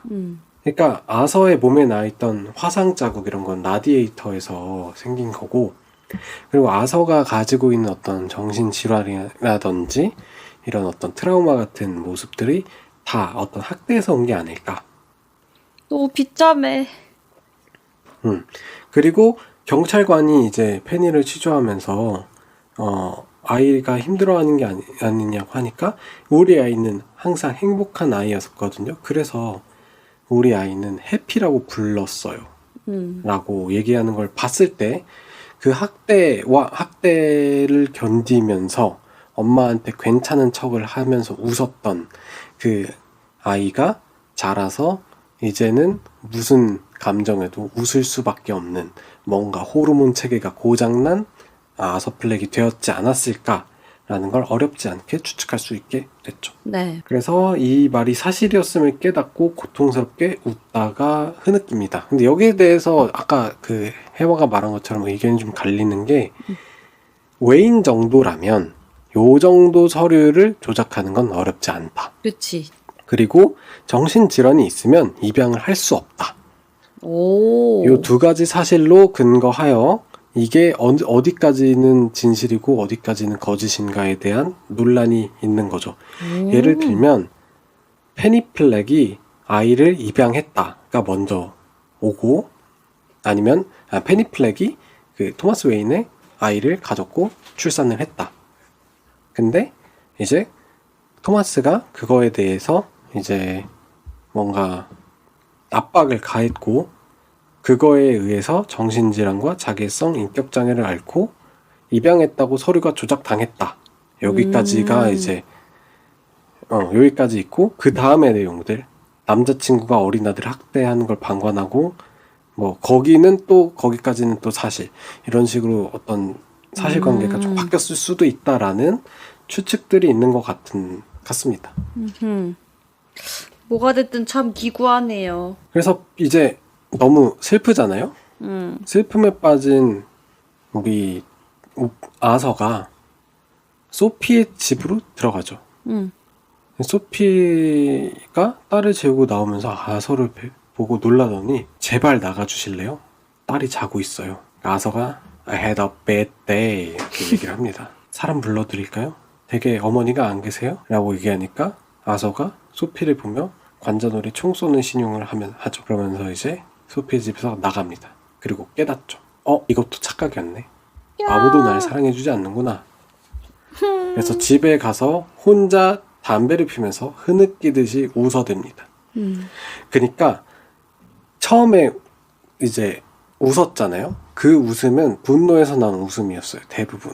근데 살인을 저지른 이후에는 분노해서는 웃지 않아요. 그래서 두 번의 웃음은 고통스러운 웃음은 슬픔에서 옵니다. 이것도 좀 특이한 것 같아요. 아무튼 이 모든 게 다 망상이었던 겁니다. 그래서 네. 이때 이후로 본격적으로 그 아서가 흑화를 하는 것 같습니다. 그러니까 의지할 수 있었던 어떻게 보면 하나의 가장 중요한 기둥이 무너졌고 지금 아서에게 남아있는 건 날 쫓아오는 경찰 그리고 날 비웃었던 머레이에게 복수할 수 있는 기회 그리고 나를 영웅이라고 바라봐주는 어떤 빈민가의 서민들 이렇게 세 가지가 남아있는 거죠. 네. 근데 병원으로 갑니다 일단. 그래서 이바, 페니 플렉 이렇게 엄마라고 부르지 않는 거죠. 나는 입양됐으니까 난 항상 그 이름이 싫었어. 내가 웃는 건 변이고 문제가 있는 건 나라고 말했던 거 기억나? 아니더라고. 그게 진짜 나였어. 엄마가 해피라고 부르죠. 그러니까 아서가 여기서 얘기합니다. 난 단 1분도 행복한 적이 없었어. 난 내 인생이 비극인 줄 알았는데 fucking 코미디였어. 라고 얘기를 합니다. Fucking comedy. 이게 이제 찰리 채플린의 말을 갖다 쓴 거죠. 그러니까 멀리서 뭔가 가난과 무시에도 꿋꿋이 막 살아가는 그런 삶이라고 스스로 최면을 걸었지만 알고 보니까 나는 학대당했고 그럼에도 불구하고 이제 엄마를 상냥한 엄마라고 속아온 채로 간호하고 있고 남들 앞에서는 웃기는 존재가 아니라 우스운 존재가 돼서 비웃음만 사는 그런 존재였다. 이런 거를 이제 직시하게 된 거죠. 그거 너무 슬프다. 우스운 존재, 웃기는 존재가 아니라. 페니를 베개로 질식사시키고 후련한 표정으로 이제 창문의 빛을 마주하고 라스트 댄스를 준비하러 갑니다. 그러면서 집에서 이제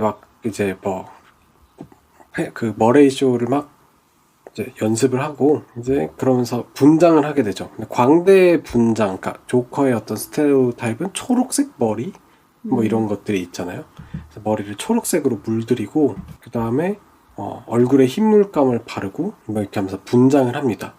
그리고 이제 페니 플렉의 젊었을 적 사진을 발견했는데 그 뒷면에는 당신의 미소는 정말 예뻐 TW 토마스 웨인. 그러니까 여기에 이제 그러니까 다 끝나가는 떡밥을 갑자기 불을 지펴버리는 거죠. 아니래매. 그니까. 네가 아니래매. 근데 이게 뭔데? 이렇게 만들게 되는 떡밥에 딱 불을 지피는 그런 거 하나 보여주고 그 다음에 이제 초인종이 울리니까 이제 아서가 본능적으로 뭔가 위험을 직감하는 거죠. 경찰인가? 왜냐면 나는 잡혀가더라도 머레이 쇼는 해야겠어. 그러니까 이제 딱 뒷주머니에 머리를 자르는 그 가위를 꽂아 넣고 이제 갔는데 랜들과 게리가 온 거죠. 근데 랜들은 38구경 총을 구하고 있었다는 소문을 이제 적한테 사장한테 말한 존재잖아요. 네. 나쁜 놈이야. 음. 근데 게리는 나와 같이 왕따 당하던 애야. 착한 애. 그래서 랜들한테는 무표정, 게리한테는 웃고 있는 모습을 보여주다가 랜들의 목과 눈을 찌르고 머리를 막 벽에다가 내리쳐가지고 살인을 해버립니다. 그러니까 5번째 살인을 저지르는 거죠. 그리고 게리한테는 나한테 잘해준 사람 너밖에 없어서 가! 이렇게 얘기를 하면서 그를 보내주죠.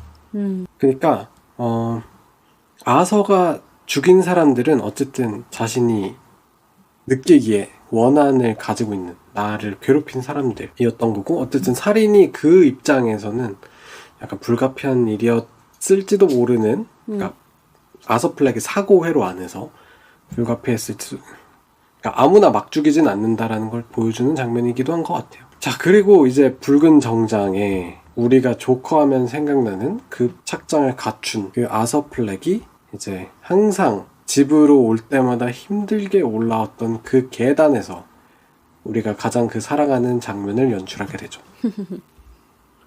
둔두딱딱 둥두딱 이러면서 춤을 추면서 이렇게 내려갑니다.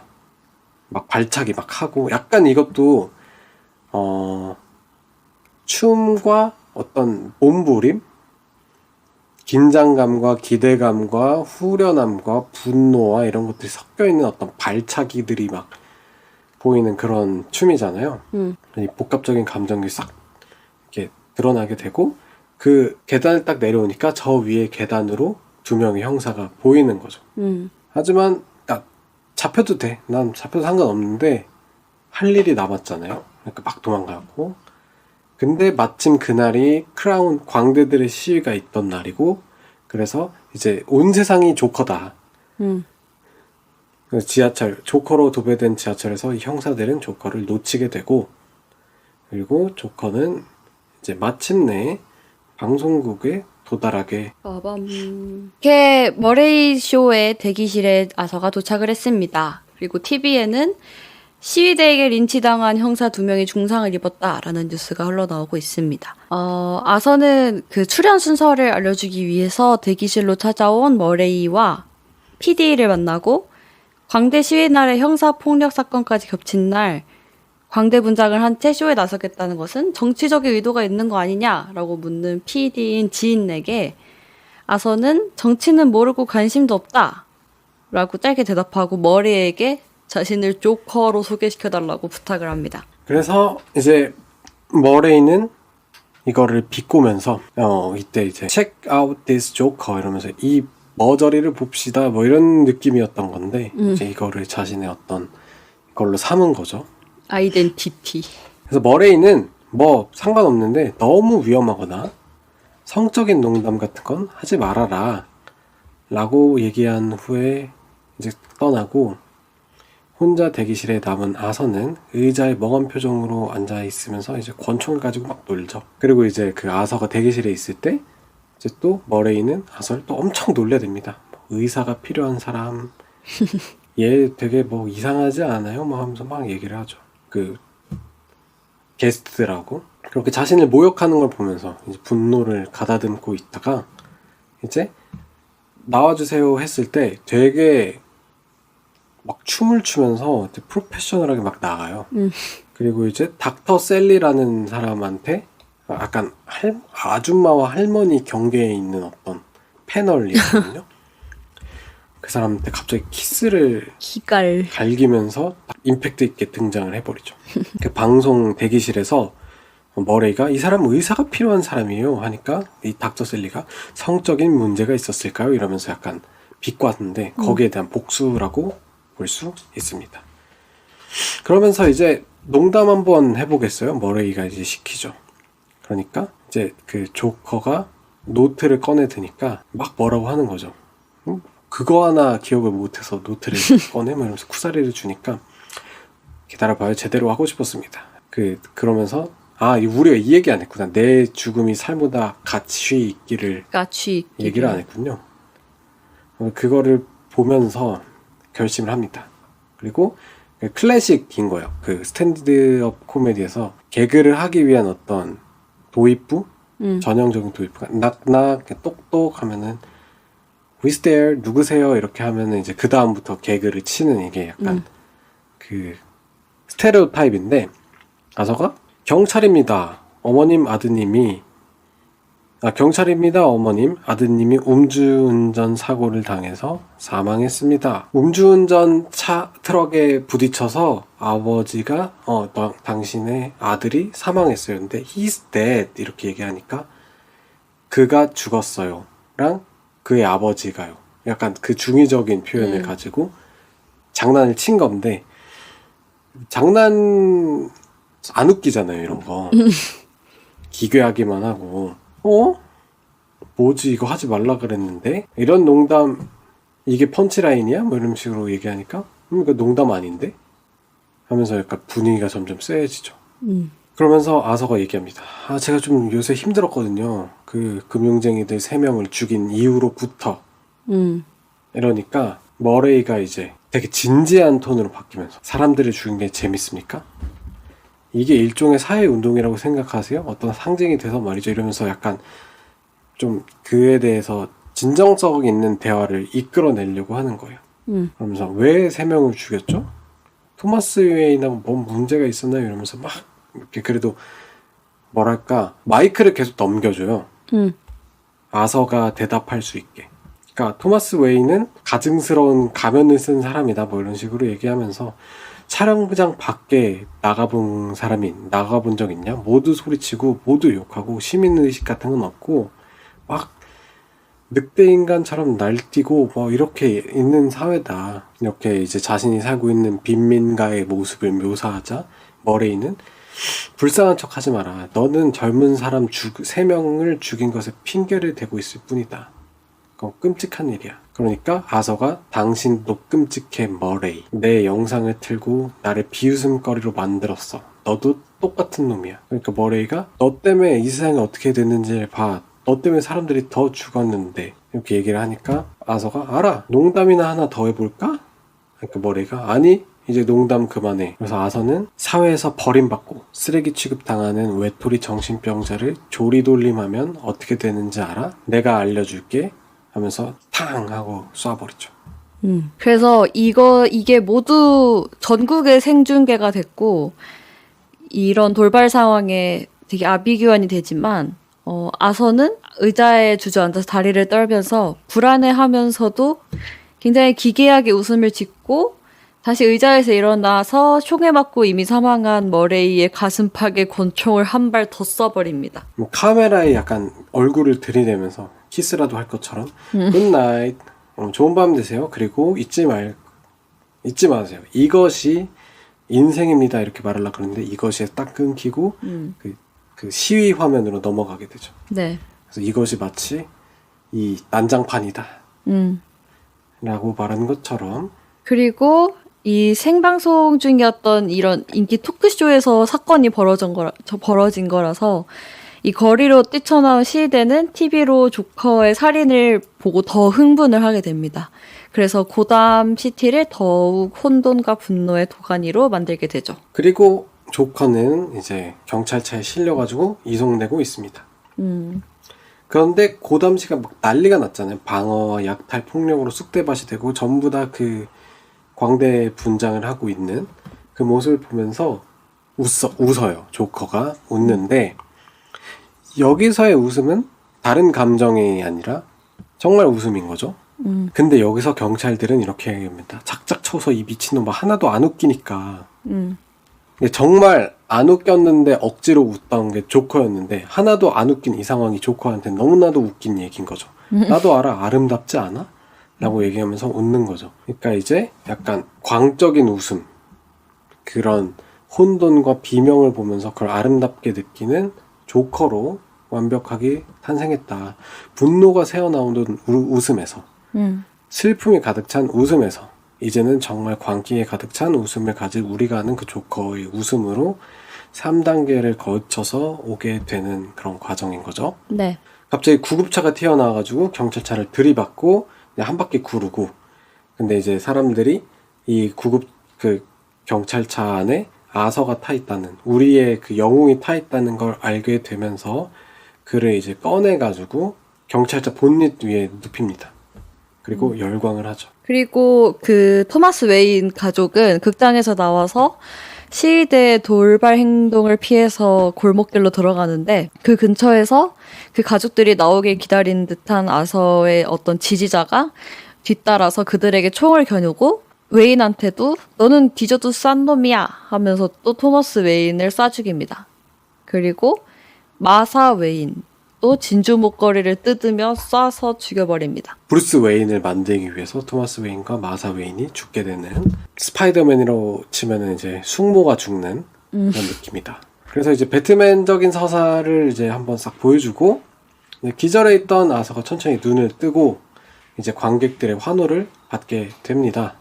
그러고 나서 이제 피 묻은 손으로 그 얼굴을 착 칠해가지고 웃는 얼굴을 만든 다음에 이제 멀리서 조커로 거듭나게 되고 지금의 어떤 사람들의 열광을 만끽하면서 약간 몸짓, 춤 이런 거를 추게 되는 거죠. 그러고 나서 아서는 정신병원으로 보이는 새하얀 취조실에서 수갑을 찬 채 복지사 앞에 앉아서 또 미친 듯이 웃고 있습니다. 그러면서 이제 복지사가 뭐 이렇게 재밌나요? 하니까 아서가 그냥 웃긴 게 생각나는데 어차피 당신은 이해하지 못할 거예요 라고 얘기하면서 또 계속 웃습니다. 그리고 그런 아서와 부모님이 죽고 골목에 혼자 남겨진 브루스 웨인의 모습이 교차적으로 보이기도 합니다. 그리고 그 와중에 골목 뒤쪽에서 거대한 쥐가 지나가는 모습도 담기면서 그 당시의 환경이 디테일하게 묘사가 되기도 하는데요.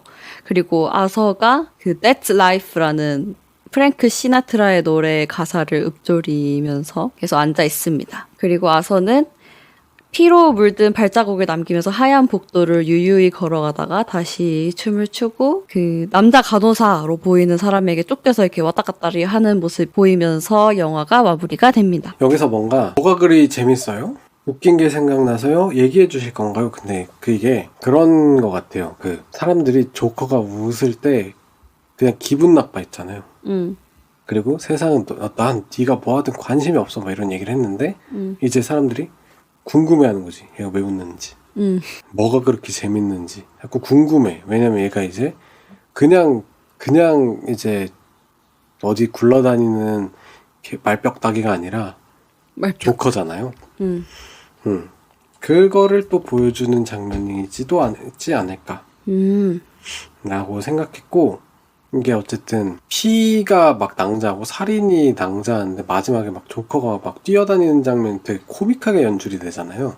뭐 죽음을 무겁게 묘사하면서 조커는 악마다 이렇게 얘기한다기보다는 어떻게 보면 이 조커의 입장에서 하나의 가치가 붕괴되어 있는 상황, 그런 거를 좀 묘사하는 것처럼 보였습니다. 네. 자, 여기를까지 다 보고 또 혜화가 해보고 싶은 이야기가 있나요? 일단은 저는 원래 영화나 드라마를 볼 때 주인공보다는 항상 악역이 더 좋았어요. 뭔가 덕질을 할 때도 악역을 좀 더 덕질을 하는 경향이 있었거든요.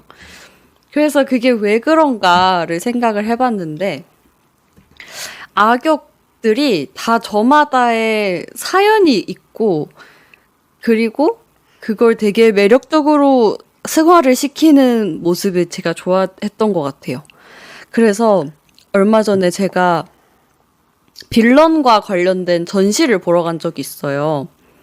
그 중에서도 그러니까 빌런 관련된 전시가 그 영화에 나왔던 영화랑 애니메이션 속 빌런들 그림을 이렇게 걸어놓고 이렇게 빌런에 대해서 다시 생각해보게끔 하는 그런 전시였는데, 거기서도 주제가 그거였어요. 그 되게 유명한 빌런들 그림이 많았거든요. 뭐 조커도 있었고 크루엘라도 있었고 뭐 이렇게 뭐 심슨에 나오는 빌런 뭐 이런 것도 있었는데, 그 중에서 미키마우스가 있는 거예요. 그래가지고 미키마우스는 또 왜 여기 껴있지? 하면서 그 설명을 보니까 그 옛날에 그 미키마우스 100년 전인가요? 그 영화 중에 증기선 윌리라는 영화가 있는데, 미키마우스 영화. 거기서 미키마우스가 그 자기를 괴롭히는 어떤 악당을 되게 잔혹하게 또 다뤄요. 맞아. 그거. 그냥 또 증기선 윌리에 관한 피규어가 하나 있죠. 맞아. 아, 그거 자랑 한번 했습니다. 사고 싶었는데 없더라고요, 코엑스에. 아무튼, 거기서 막, 그 예를 들어서 소 같은 악당이었는데 그 소의 그 꼬리를 마구마구 돌려서 막 약간 아코디언처럼 만들고 막 이런 잔혹한 행위를 미키도 벌이고 있더라고요. 아무튼 그거를 보면서 과연 이 미키를 우리는 그런 약간 유명하다는 이유로 좀 우리의 친구 같다는 이유로 선역으로 볼 수 있는가 뭐 이런 주제 전시였던 것 같은데 아무튼 얘기를 하다 보니까 아무튼 그래서 그만큼 그 이 조커가 이렇게 흑화를 하게 된 이야기를 이렇게 영화로 볼 수 있다는 게 너무 재밌었고 아까 그 크루엘라 얘기도 했지만 디즈니에서도 얼마 전에 크루엘라 관련된 영화를 만들었잖아요. 그것도 크루엘라가 그렇게 악역으로 변모한 것에 대한 사연이 이렇게 나오는 게 되는데 거기서 우리가 그걸 보면서 설득을 당하고 있잖아요. 그걸 보면서 사실 저 영화 속의 세상과 현실 세계상이 그렇게 크게 다르지가 않구나라는 것을 한 번 더 느끼게 되는 그런 계기가 되는 것 같습니다. 악역 얘기가 나와서 그냥 딴소리인데, 그러면은 그 악당이 된 이유라든지 이런 것들이 재밌다고 했는데, 그럼 이제 목욕탕에 내가 항상 쓰던 번호키를 뺏겨서 악역이 된 그 짱구 온천의 악역은 어떻게 생각하시나요? 옛날에 막 최근에 저도 막 동료들이랑 막 만화 속의 악역 얘기 뭐 이런 거 하다가 그 얘기 나왔어. 악역이 된 이유. 아이, 그거 귀엽잖아요. 유쾌하고 귀엽지 않나요? 그런 거. 약간 짱구는 약간 그런 허무한 매력이 또 있지 않나? 그래서 뭔가 이 악역이 된 이유 하니까 그게 생각났어. 저는 아까 이제 계급 얘기를 계속 했잖아요. 그걸 네. 좀 마무리 짓고 싶은데 영화가 되게 이제 계급적인 걸 강조하고 있다라고 해서 보면서 느꼈던 거는 이제 뭐 좌우라고 합시다. 그냥 편하게 실제 우리가 사는 현실 세계의 좌우라고는 다를 수도 있어요. 아무튼 그쪽을 지지하는 사람들 입장에서는 조커가 정말 영웅처럼 느껴질 수도 있겠다. 왜냐면 내 실제 존재하는 삶의 사람들의 어떤 삶의 질은 바닥인데 저기 위에서는 그거 아무것도 모르고 뭐 예를 그런 거 있잖아요. 막 그 기저귀 값 논란, 막 버스비 논란 이런 거 있잖아요.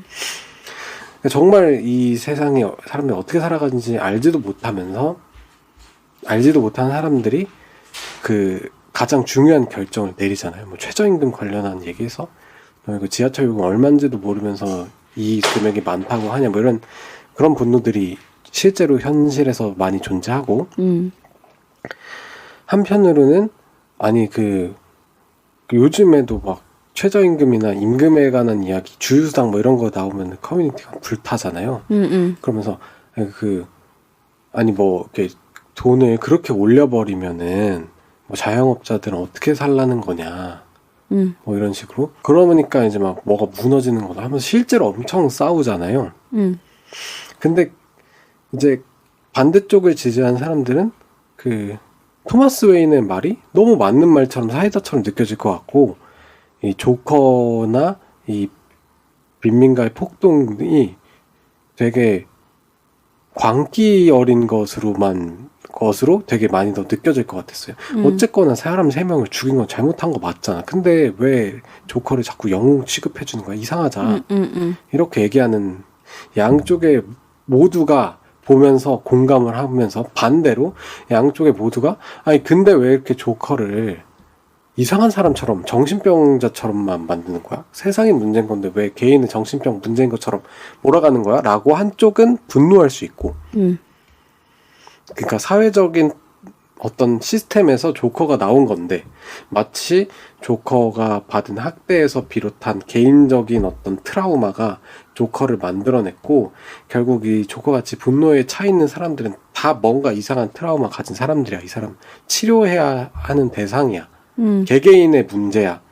라고 얘기하고 있는 것처럼 보일 수도 있잖아요. 그런 걸 지적할 수도 있고 반대로 이제 좀 더 오른쪽에 있는 사람들은 아니 이 사람 명백한 범죄자인데 왜 이 범죄 행위의 탓을 자꾸 이렇게 돌리느냐, 무자의 잘못인 것처럼 보여주게 만드느냐라고 해서 또 분노할 수도 있게. 그러니까 양쪽의 사람들이 이 영화를 보면서 서로 섀도우 파이팅 하면서 뭐 공감과 분노를 동시에 막 할 수 있게 되게 영화를 복잡하게 잘 섞어놨다는 생각이 들었어요. 그래서 누구나 보고 불쾌해할 수 있고 누구나 보고 통쾌해할 수도 있는 그런 영화라는 생각이 들면서 이 영화가 어쨌든 어느 한쪽의 편도 들고 있지 않다는 점이 어떻게 보면은 살짝 비껴갔다? 피해갔다? 라고 느낄 수도 있고, 어떻게 보면은 어떤 사실주의적인 묘사 측면에서 되게 신경을 많이 쓴 작품이다라고도 해석할 수 있을 것 같다라고 생각을 하면서 이 영화를 전체적으로 바라보게 됐던 것 같습니다. 어때요? 이 조커가 이제 2가 나올 텐데 네. 어떨 것 같아요? 이거 다시 보니까 어떻게 이 다음 영화 어떻게 하려고 그러는 거지? 맞아. 이 다음에 어떻게 이야기를 이끌어갈 수 있지? 이게 너무 좀 궁금했어요. 그러니까 이제 이미 조커가 된 거잖아요. 그러니까 이미 조커가 된 이야기는 많이 나왔잖아요. 근데 이제 할리퀸이 등장을 하면서 또 어떤 이야기로 전개가 될까? 사실 우리가 약간 이 영화를 통해서 약간 조커가 상징하는 게 조금 바뀌었다고 생각하거든요. 보통 막 누군가가 되게 기괴하게 웃을 때, 누군가가 굉장히 사이코패스 같을 때 우리가 되게 조커 같다 막 이렇게 했는데, 이제는 뭔가 약간 흑화의 상징처럼 이 조커가 된 것 같단 말이죠. 근데 그거는 이제 이 영화로 완성이 된 것 같은데, 할리퀸이 다음 시즌에서 또 어떤 역할을 할 수 있을지 그것도 굉장히 궁금해지는 지점이네요. 말씀하신 것처럼 약간, 그러니까 다음 작품을 위한 떡밥들은 있잖아요. 뭐 브루스 웨인이라든지 아니면 이제 조커가 탈출하는 장면 이런 거는 남겨는 놨는데, 문제는 하고 싶은 얘기는 다 한 것 같다는 느낌? 진짜 다 한 것 같다는 느낌. 알차게 그냥 고봉밥으로 든든하게 이렇게 한 것 같은 느낌이 들어가지고 이제 그 다음에 어떻게 될지 전혀 예상을 할 수 없는. 그래서 걱정도 좀 돼요. 할 얘기가 남아있나? 어떡하지? 어떤 얘기를 하고 싶은 거지? 막 이런 생각도 들면서. 사실 이 조커를 보고 배트맨 시리즈를 바로 봐도 상관없을 것 같은 느낌이 들기도 하거든요. 그쵸. 다크나이트. 그쵸. 다크나이트. 같이 봐도. 그렇습니다. 그래서 더더욱 궁금해지는 것 같아요. 어떻게 나올지. 그렇다면 이제, 할 얘기가 더 있으신가요, 혹시? 괜찮습니다. 네, 저희가 2시간이나 떠들었기 때문에. 허리가 좀 아픕니다, 이제. 네, 이제 간단하게 한마디. 이게 내용이 또 길어요. 그래서 맞아. 저희 막 얘기를 많이 하진 않았는데 오래됐네요. 네, 간단하게 한마디랑 추천하는 사람들 이야기를 좀 해보고 마무리를 해보도록 할게요. 아까 했던 얘기를 좀 그대로 한마디로 하면 될 것 같은데, 어떤 성향을 가졌던 사람이든지 간에 상관없이 모두가 공감하고 모두가 통쾌해할 수도 있으면서 모두가 분노하고 모두가 불쾌해할 수도 있는 영화다 라고 생각을 하고요. 어떤 분들에게 추천을 드리는가 라고 했을 때 약간 꽉 찬 영화를 보고 싶은 분들한테 추천을 하고 싶어요. 약간 헐렁한 게 보고 싶을 때가 있고 꽉 찬 게 보고 싶을 때가 있잖아요.